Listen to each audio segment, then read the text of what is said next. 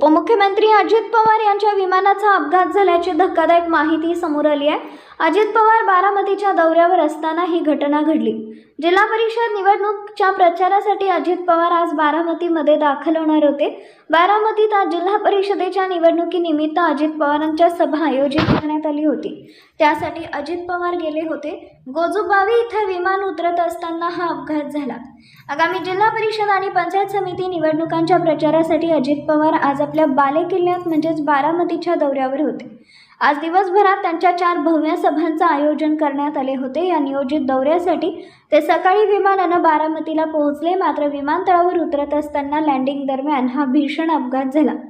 प्रत्यक्षदर्शींनी दिलेल्या माहितीनुसार विमान धावपट्टीवर उतरत असतानाच ही दुर्दैवी घटना घडली।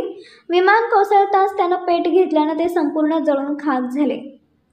नागरी विमान वाहतूक महासंचालय यांनी दिलेल्या प्राथमिक माहितीनुसार बारामती इथं झालेल्या विमानाचा अपघात अत्यंत भीषण होता।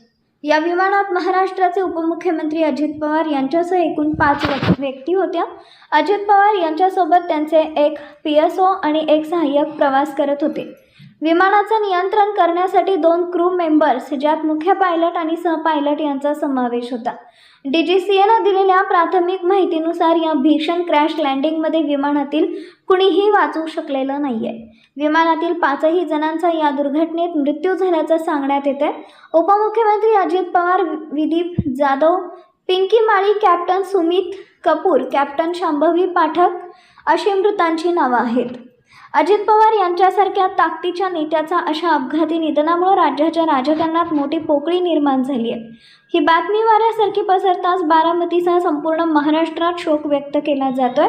राष्ट्रवादी काँग्रेससह सर्वच राजकीय पक्षांच्या नेत्यांनी या घटनेवर तीव्र दुःख व्यक्त केलं आहे।